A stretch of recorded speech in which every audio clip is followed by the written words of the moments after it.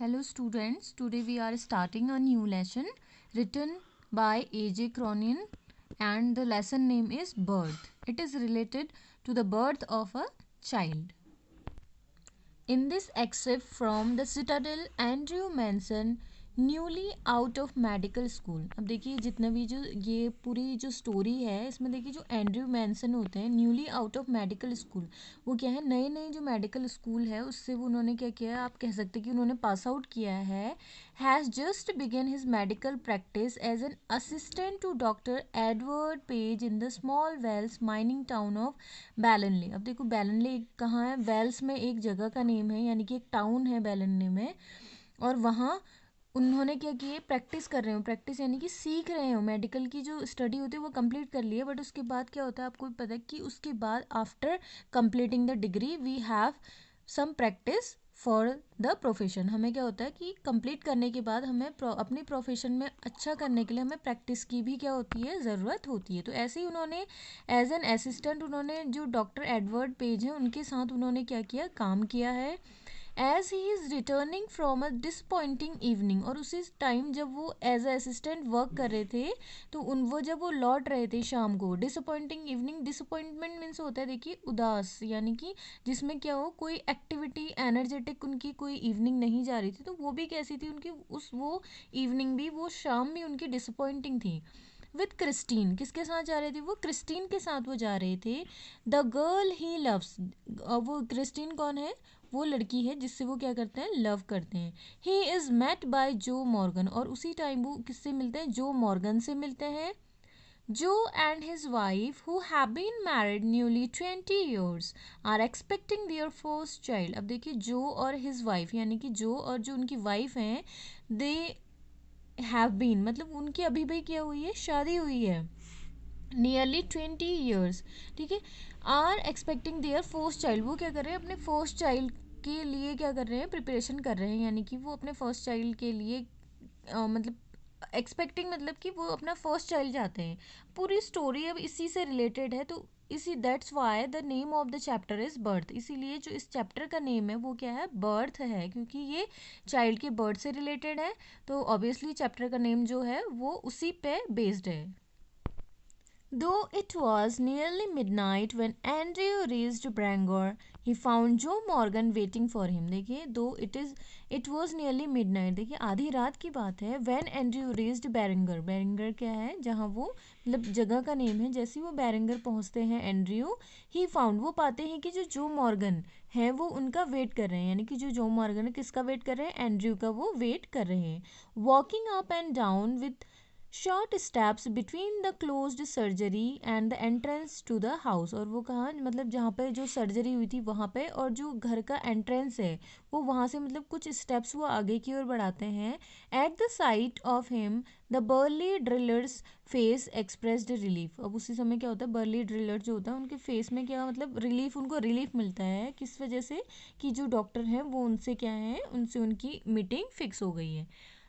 Doctor I am glad to see you, तो उसी समय बोलते हैं कि I am glad to see you, मैं आपको देख करके बहुत, यहाँ आपको देख के बहुत क्या हूँ, प्रसन्न हूँ. I have been back and forward here this last hour. I have been back मतलब मैं काफ़ी टाइम से यहाँ आपका वेट कर रहा हूँ. दिस लास्ट आवर मतलब ये अभी कुछ टाइम हो रहा है. The missus wants ye before time to.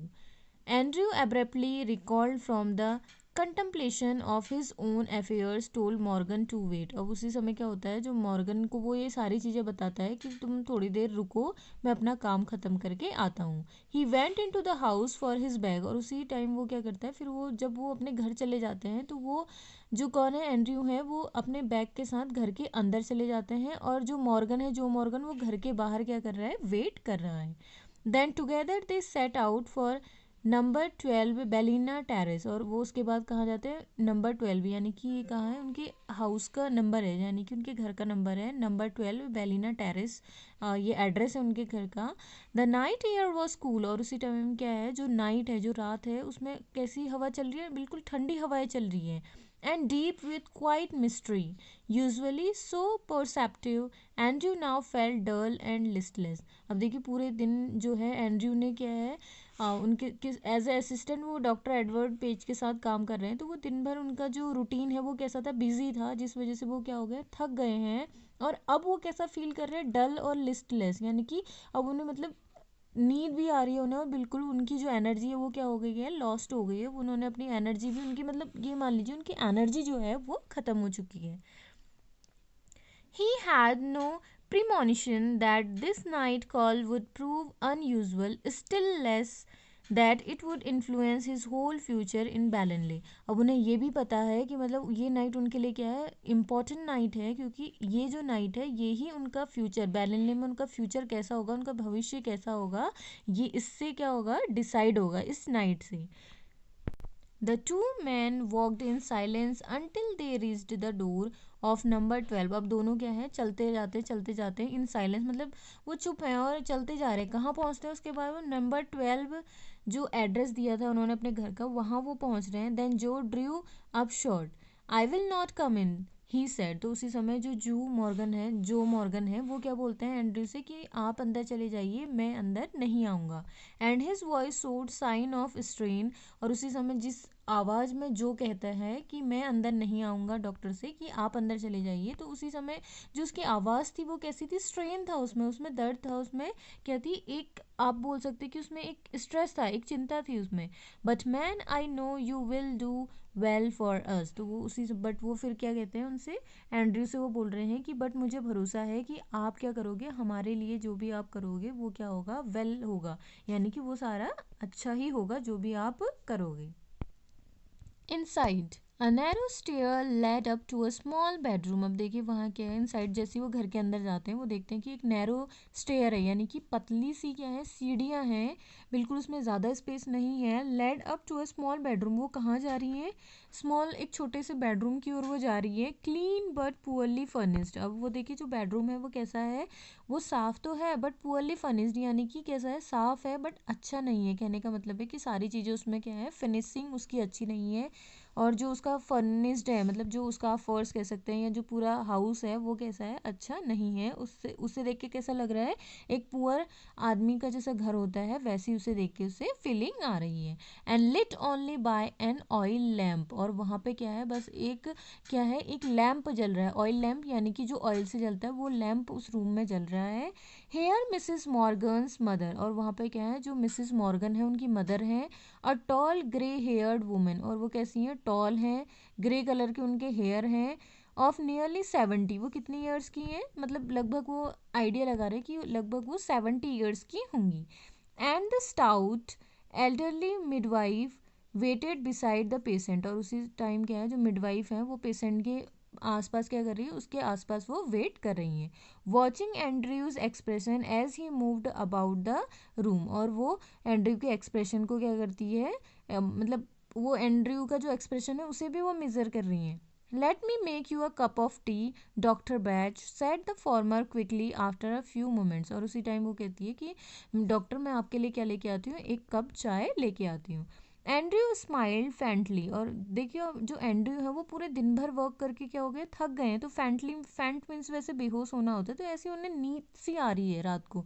अब मिडनाइट की बात हो रही है, तो एंड्रयू स्माइल्ड फेंटली। और जो एंड्रयू है वो जब वो चाय लाने के लिए बोलती है तो एंड्रयू हल्की सी स्माइल करते हैं। He saw that the old women wise in experience. अब उन्होंने देखा कि जो ओल्ड वुमेन है उनका जो एक्सपीरियंस है, वाइज इन एक्सपीरियंस कहने का मतलब कि उन्हें काफ़ी एक्सपीरियंस है। Realised there must be a period of waiting that she was afraid he would leave the case. और जब वो वुमेन जो है वो देखती है डॉक्टर को, और वो मतलब उसे काफ़ी एक्सपीरियंस है, तो इस बेस पे वो ये सोचती है कि जो डॉक्टर है वो इस केस को क्या कर देगा, लीव कर देगा, यानी कि छोड़ देगा। Saying he would return later. और वो ये कह करके चला जाएगा कि वो अभी बाद में आएगा। Don't freight mother, I will not run away. तो जो डॉक्टर है वो बोलता है कि मतलब एंड्रू जो है वो बोल रहे हैं मदर से कि डोंट फ्रेट, मतलब आप डरिए मत, मैं यहाँ से कहीं नहीं जाऊँगा, मैं भागूंगा नहीं। Down in the kitchen he drank the T which he gave him. और उसी समय क्या करते हैं, किचन के नीचे स्पेस है, वहाँ वो क्या कर रहे हैं, वो जो मदर ने टी बनाई है वो दोनों वहाँ बैठ के उसे पीते हैं. सी गेव हिम, और जो मदर है वो उन्हें वो टी देती है. Overwrought as he was, he knew he could not snatch even an hour's sleep if he went home. तो वो बोलते हैं कि मतलब वो अगर वो घर नहीं गया तो वो मतलब 1 मिनट की जो स्नैप, जिसे आप पावर नैप भी बोलते हैं, वो नहीं ले पाएगा. ही न्यू, उसने मतलब ये जाना, to that the case here would demand all his attention. तो उसने ये भी जाना वहाँ रह के कि ये जो केस है, जो केस उन्होंने अपने हाथ में लिया है, वो क्या है, मतलब उसमें ज़्यादा अटेंशन की, उसमें ज़्यादा ध्यान देने की क्या है, ज़रूरत है. A queer lethargy of spirit came upon him, और उसी टाइम मतलब उसे ऐसा भी लग रहा है कि उसे बिल्कुल थक गया है, वो थकी हुई से उसके अंदर कैसी आ रही, फीलिंग आ रही है. He decided to remain until everything was over, मतलब उसने डिसाइड किया कि वो तब तक यहाँ रहेगा जब तक कि सारी चीज़ें ओवर नहीं हो जाती है, यानी कि केस सॉल्व नहीं हो जाता है. An hour later he went up stairs again, और कुछ ही टाइम बाद वो फिर दोबारा से स्टेयर मतलब ऊपर जाता है. नोटेड द प्रोग्रेस मेड, और वो नोट करता है कि क्या प्रोग्रेस है केस में. केम डाउन वंस मोर, उसके बाद फिर वो नीचे आता है. Set by the kitchen fire, और किचन में जो फायर है यानी कि जो आग जलाई है किचन में, उसके पास वो बैठ जाता है.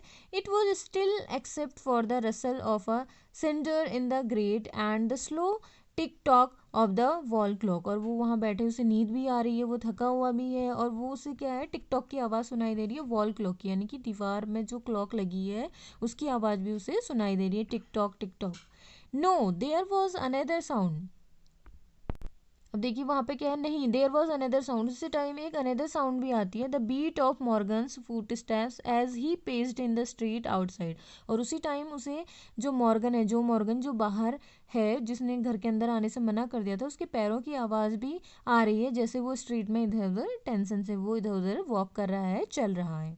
The old women opposite him set in her black dress, और उसी में जो ओल्ड वुमेन है वो उसने ब्लैक कलर की ड्रेस पहनी है. जस्ट अपोजिट वो किसके बैठी है, एंड्रयू के बैठी है. क्वाइट मोशनलेस, वो भी कैसी है, मतलब उसमें कोई एक्टिविटी नहीं है. Her eyes strangely alive and wise, probing, never living his face, और उसी मतलब वो एक टक किसे टकटकी लगा के वो किसे देखी है, एंड्रयू को वो देखी है. हिज थॉट्स वर हैवी मडल्ड, और उसी समय उसके अंदर जो है विचार, जो उसके थॉट्स हैं, जो उसके विचार हैं, वो कैसे हैवी हैं, मडल्ड हैं, मतलब वो पजल उसके हम कह सकते हैं कि वो क्या है, उलझन में है. The episode he had witnessed at Cardiff station still obsessed him morbidly. He thought of Bramwell foolishly devoted to a woman who deceived him sordidly, of Edward Page bound to the Stevens Blovden of Danny living unhappily apart from his wife. अब वो उसी time मतलब एक दूसरी family के बारे में वो सारी चीज़ें सोच रहा है. His reason told him that all these marriages were dismal failures, और मतलब ये सारी चीज़ें जो उसने सोची ऊपर जिन भी फैमिली के बारे में और उन फैमिली के बीच उनके कैसे रिलेशन है उसके बारे में, तो उस मतलब उसका एक रीज़न था कि that all these marriages were dismal failures, की जितनी भी मैरिजेस होती हैं वो मतलब उनमें एक फेलियर भी देखने को मिलता है. It was a conclusion which in his present state made him wince. He wished to consider marriage as an idyllic state, और उसी टाइम ये सारी चीज़ें जब वो सोच रहा है, इट वॉज कंक्लूजन, वो इस कंक्लूजन में पहुंचता है कि इन हिज प्रेजेंट स्टेट, अपने प्रेजेंट स्टेट में वो दोबारा आता है, यानी कि उसी पहले अभी तो क्या कर रहा था, वो इमेजिन कर रहा था कौन सी जो चीज़ें पहले हुई थी उनके बारे में वो सोच रहा था. अब वो दोबारा से उसी जगह पे आता है जिस जगह पे वो उस केस को सॉल्व करने आया है. Made him wince, he wish to consider marriage and an idyllic state. Yes, he could not otherwise consider it with the image of Christine before him, और उसी टाइम क्या होता है, जो क्रिस्टीन जिसे वो लव करता है उसकी इमेज उसके सामने आ जाती है. Her eyes signing towards him, और उसी टाइम वो देखता है कि उसकी आइज़ किसकी, क्रिस्टीन की, ये सारी चीज़ें इमेजिन कर रहा है, वो सोच रहा है. वो साइनिंग टूवर्ड्स हिम, वो देख रहा है कि जो क्रिस्टीन की आंखें हैं वो उसके आगे चमक रही हैं. एडमिटेड नो अदर कंक्लूजन, और उसे कोई दूसरा कंक्लूजन वहाँ पे नहीं दिखाई देता है. It was the conflict between his level doubting mind and his overflowing heart which left him resentful and confused, और उसी टाइम वो क्या सोच रहा है, देखो उसके माइंड में कन्फ्लिक्ट चल रहा है, एक संघर्ष उसके माइंड में चल रहा है कि किसको लेकर के, उस केस को लेके कि क्या वो उस केस को सॉल्व कर लेगा या फिर उसकी मतलब इसके ये जो नाइट है वो उसके पूरे करियर को क्या कर देगी, चेंज कर देगी. तो वो कैसा है, कन्फ्यूज्ड भी है. ही let his chin sink upon his chest, और वो क्या करता है, अब जो उसका चिन है यानी कि जो उसकी ठोडी जिसे आप बोलते हो, वो उसे अपने क्या सिंक अपॉन हिज चेस्ट, वहाँ पे वो रख लेता है। स्ट्रेच्ड आउट हिज लेग्स, और वो अपने जो लेग्स हैं उन्हें स्ट्रेच करता है। वो स्टेयर्ड ब्रोडिंगली इनटू द फायर, और फायर की ओर वो देख रहा है। ही remained like this so long, ऐसा ही वो काफ़ी लंबे टाइम तक करता है। And his thoughts were so filled with Christine, और फिर से उसके जो थॉट्स हैं, विचार हैं, वो दोबारा से क्रिस्टीन के बारे में सोचने लगते हैं। That he started when the old women opposite suddenly addressed him, और उसी मतलब वो उसकी जब वो सोच रहा है उसके बारे में, अचानक से उसको तब याद आता है जब जो ओल्ड वुमेन उसके सामने बैठी है वो उसे क्या करती है, एड्रेस करती है, यानी कि वो उसे आवाज़ लगाती है। Her meditation had pursued a different course, और उसी समय जो उसका मेडिटेशन, जो उसका ध्यान है, वो उस दूसरी ओर शिफ्ट हो जाता है। So this is the first part, and the rest of stories we will continue tomorrow. Thank you.